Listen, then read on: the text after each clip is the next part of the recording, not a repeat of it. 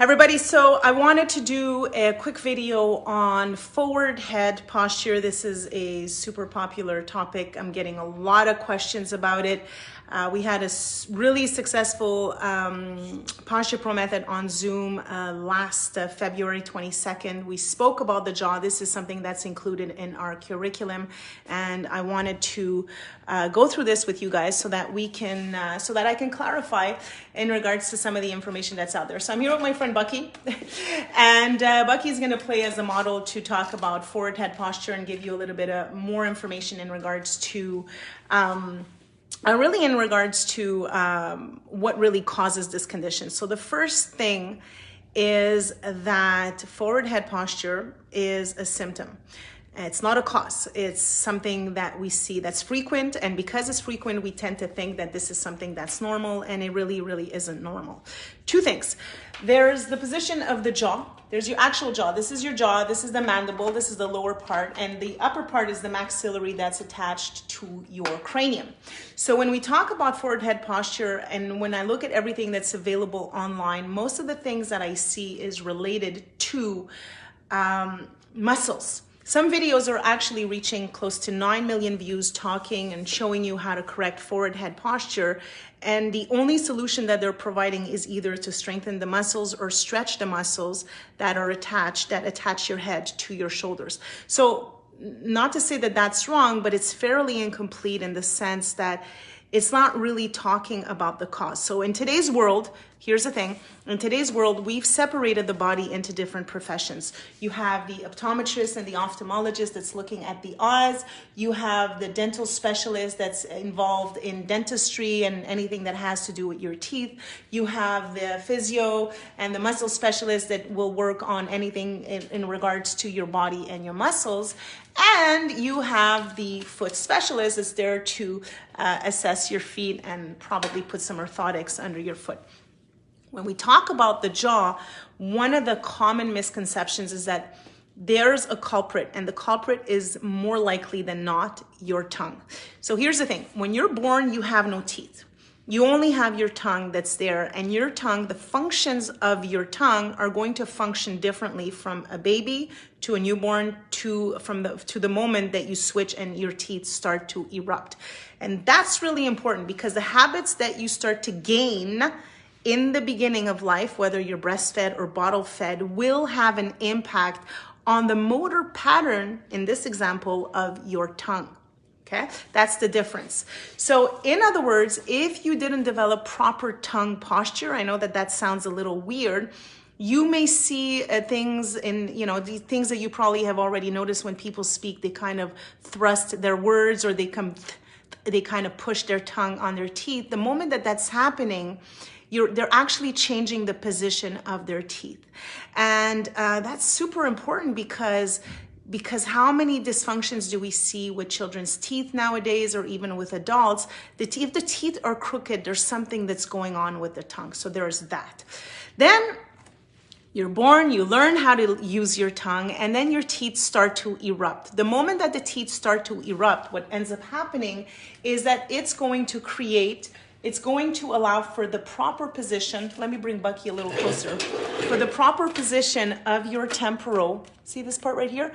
Your temporal mandibular joint. And that's really important because the temporal mandibular joint is what is going to articulate. Every time you open and close your mouth, that joint is in action. It's in full action, and it's basically, if you hear some clicking or sound, and if you take your fingers, put your fingers right on top of your joint and open and close your mouth, see if there's any sound that's actually happening. If that's happening, then your meniscus or even your joint might be starting to degenerate. That's not a good thing. Anyways, back to the role of the jaw with the rounded shoulders. So there's a division in dentistry. A class 2 is defined as the position of the lower jaw on the upper jaw. And you see your teeth here in the back, that height is actually what's going to dictate the proper physiological position of this joint. And that's super important because if you have a lack of posterior vertical dimension, which is what? the height of these two teeth here, of the upper teeth and the lower teeth, then what's going to end up happening is that your head is going to be pushed forward.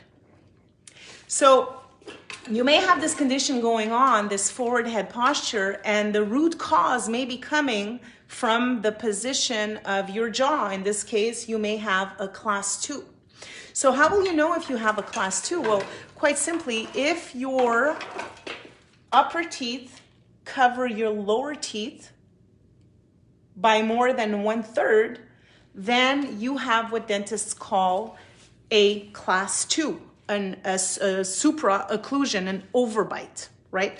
If you have an overbite, what will this cause from a biomechanical perspective? It's going to push your head forward. You'll have a forward head posture, but you're also going to have a forward displacement of your center of gravity. So you may end up having an anterior scapular plane or even an anterior tilt. So that's one thing. Second of all is the position of the tongue. So in order to figure out if somebody has an issue with their tongue, you can do a test which we call the Lingual Test to figure out whether or not their tongue pattern is properly developed. And if you simply ask someone to swallow their tongue and you pull their lip down and you ask them to swallow their saliva, you may see them use their tongue in order to do that motion. So in other words, I'll give you the example. If I pull the lip down and I try to swallow, this is what you'll see. This is not normal. See the tongue pushing out? That's a lingual dysfunction. And if that's happening on a daily basis, many times throughout the day, when you speak, when you swallow your saliva, then this may be the reason why your teeth are overcrowded. So you need to find a way to retrain that entire system, right? In the fitness industry, like we said, we've separated the body into different parts, but what we need to understand and realize is that it's a multi-sensory organ system. When you're talking about your posture, this is a multi-sensory system. You can't just address forward head posture and say, it's my upper trap, that's too tight.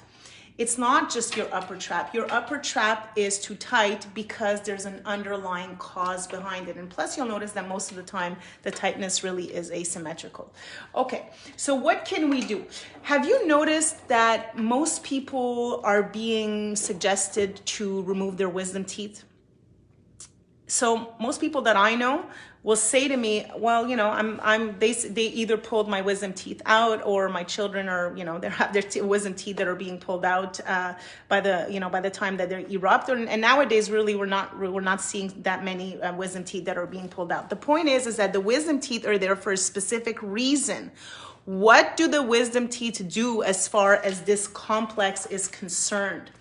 They are actually very much involved in the position of your temporomandibular joint. So in other words, if I remove the tooth, I'm removing the anchoring system of your entire mandible, and your brain knows this, right? You don't know it, your brain knows this, and I'm going to push the head forward. And I will create a lack of posterior, that's back, vertical dimension. And once the teeth are pulled out, they're gone. And one of the main reasons why dentists will pull those teeth out is really simple. They'll say to you, the teeth get dirty, so you need to remove them. So, I mean, you know, there are ways to clean your teeth all the way in the back of your mouth. We have really fancy toothbrushes now in the 21st century that we can use. So pulling the teeth out is not something that's really necessary. Another reason they'll give you is that there's not enough space, right? So if there's not enough space, again, you have to ask yourself, why would Mother Nature make it that there's not enough space in my mouth for my mouth to accommodate my tongue or my teeth? And the answer to that question, Mother Nature did think about this problem, is that you may have poor tongue posture. In other words, your breathing habits, your chewing habits, and your swallowing habits are not properly developed. And then you can actually do the test that I just showed you before to determine if that's a reality. So now what can you do about this? So if your teeth are pulled out, there's not much we can do. We can educate our clients, we can educate our friends, we can let people know what's happening in regards to this, and then we can of course try to find solutions. Michael, I love you too. Thank you so much for your comment. We can try to find solutions to try to educate people. You know, always question, always ask if that's really necessary, and if they're suggesting to pull something out for no reason at all, just know that it's going to have impacts on the way that you breathe, on the way that you chew, on the way that you swallow, but also on your posture and on what? On your muscles. So Michael is saying, as a child, my arm was severely twisted and I think and strangled all of my shoulder. Yes, neck, arm, leg, right side. So the question is, I'm desperate for help. I'm 28. Michael, will have someone from the team get back to you. And obviously we're here to help as many people as possible. Thank you so much for your message. So what's the solution? What can we do now? The teeth are pulled out. Your vertical dimension is affected. You have a forward head posture. Here's the thing. I want you to know if you're clenching your teeth. So clenching teeth is something that is extremely common. We all do it. We don't realize it. It's part of our defense system when we're stressed. And most of the things that stress us is our people. It's the environment that we're in. And if people are upsetting to us, we may clench our teeth and not realize it. So when I talk about clenching, I'm talking about contact, just contact on your teeth. It doesn't have to be massive. If your teeth are just touching, just a little bit, you may be clenching on a daily basis. The problem is if you do it on a daily basis, and you have to find ways to alleviate that and stop that. And you may be training, doing yoga, eating right, meditating. And if you're still stressed, I want to give you some tools of things that you can do to catch yourself clenching your teeth and to start changing those abnormal functions of your jaw. So you see here, I have some red dots. I give them to every single person that comes into my office, and what I say to them is I want them to grab a dot, put it on the wall at the level of their eyes, and as they're doing their stuff on a daily basis, when they see the dot, they'll put it in different areas of their house. When they see the dots, you need to ask yourself in that moment, are your teeth in contact? If they are in contact, then you may be clenching your teeth on a daily basis. What will you do at that point in time? You will immediately become aware of it. So now you're becoming consciously aware of your habits, and you're going to position your tongue up on your palate. I've done other videos about this that I'll put in the description below, and I'll also put a description on the actual step-by-step of the red dots. The point is you need to catch yourself clenching your teeth. You need to address your tongue in that moment, and you need to stop clenching your teeth during the day. This is important because if you already have a lack of posterior vertical dimension over here, you're already, from a biomechanical perspective, being pushed. Your head is already being pushed forward. So you don't want to add to that. I hope that makes sense. Second, there are other ways also that you can address your tongue. We like to work in clinic with what we call a functional activator. This is what it looks like right here. And I have a model of teeth here. I'll see if I can find it very quickly. And I cannot. They've disappeared somewhere in the office. But the point is that this functional activator, when you put it in your mouth, right, and I'll show you here on our friend Bucky, you'll notice that it's made to fit the lower teeth and the upper teeth together. And you'll notice that it's actually a surface that allows for all of the teeth to go in. And this device, what this device will do is when you put it in your mouth, your tongue will feel that there's pressure here and will automatically, physiologically, without thinking about it, go up on the palate. So the idea behind this is that it's going to start generating your saliva, which at that point you'll be forced to very gently but consciously pull your lips together. The lip seal is what it's called, so that you don't drool over yourself. And then you'll start swallowing your saliva. This will help you develop proper swallowing patterns. Remember that the tongue is the cause. The tongue attaches on which bone? It attaches right here on the hyoid bone. Okay, and the hyoid bone is the bone that is responsible for connecting your anterior body, your anterior muscles, to your back muscles.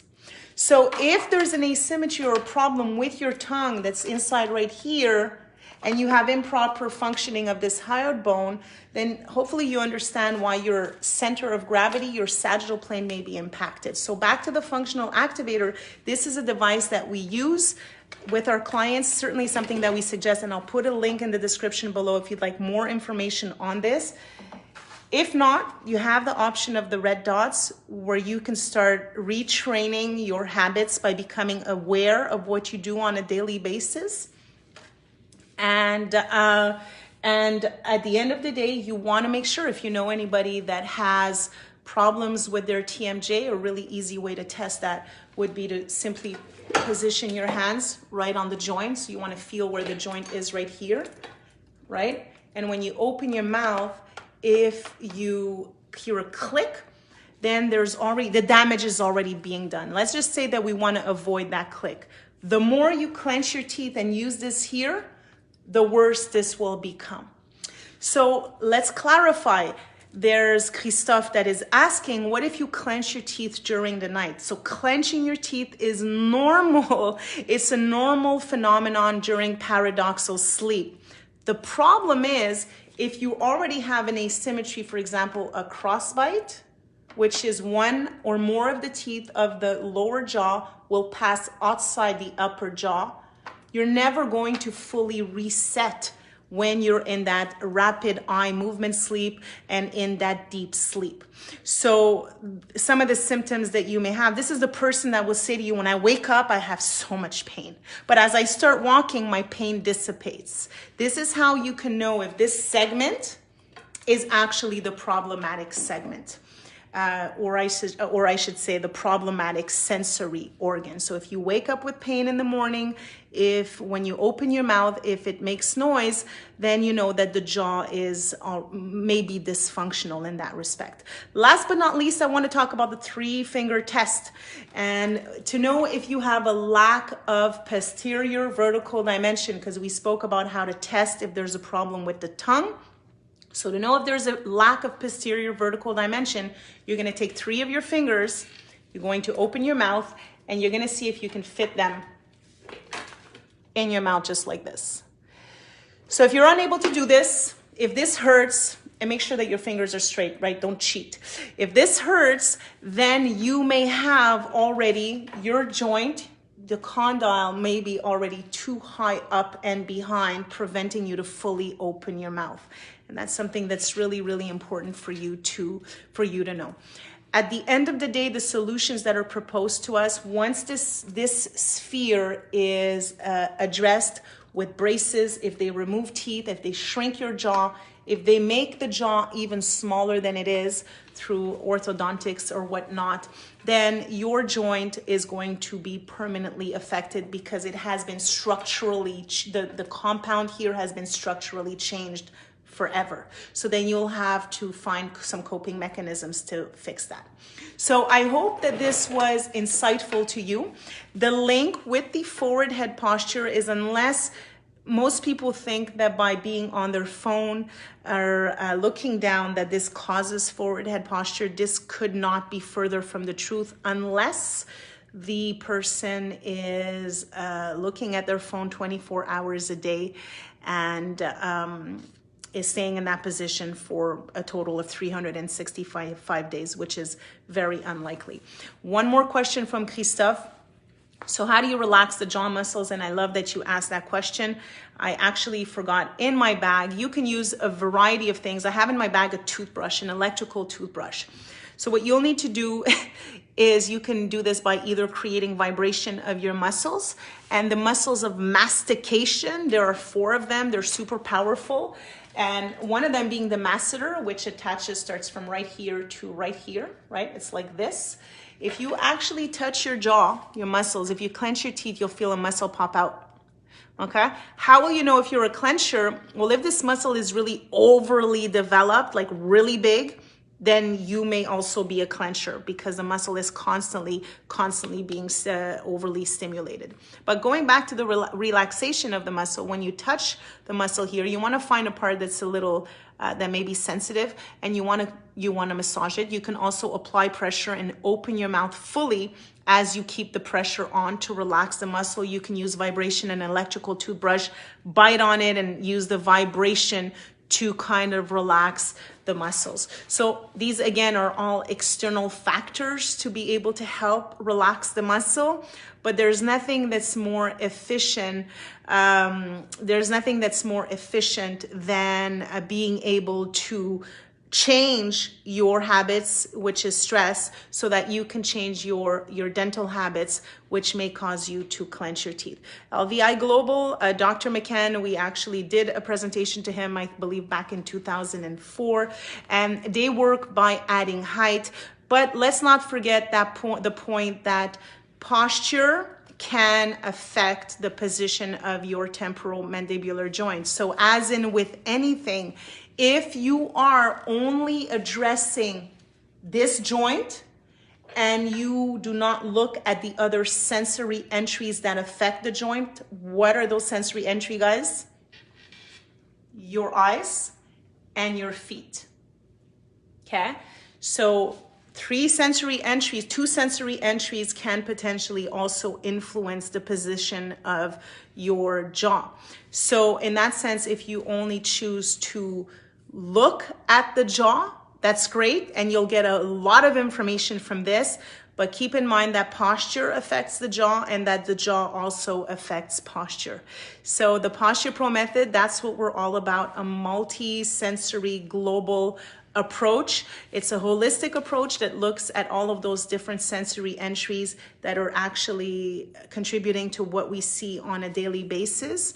If you guys want to learn more about this, head over to posturepro.co, and we do talk extensively about how to address postural conditions to have an effect on the jaw and what to really test for when you're looking at the jaw if you're a healthcare specialist. So on that note, I hope that this was very informative. We will see you next week on the same time, around the same time.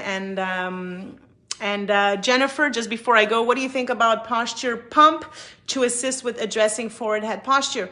So this is an excellent question, Jennifer. The thing is that, again, all of those devices are addressing muscles. They're muscles. I mean, I can sell you a device to put you in this position and to retract your shoulders and bring your head back and so on and so forth. But you have to remember that the habits that you've acquired, they're not habits that you just acquired yesterday. They're habits that you've been living with for years and years and years and years. And that's what that's going to create, is that it's going to create an adaptation, not only at the level of your muscles, but at the level of your fascia as well. So when you work with a pump to do anything, when you work with a device or with anything that gives you that stimulation for a very short period of time, you're not going to be able to undo your entire life with 1 hour of therapy, regardless of what the therapy is. So again, I hope that makes sense. Thank you so much for your questions. Have an awesome weekend, guys. And we will see you next week. All right. Don't forget to share this video and this knowledge with your loved ones. And there's plenty of videos that I have on my YouTube channel. Be good. See you soon.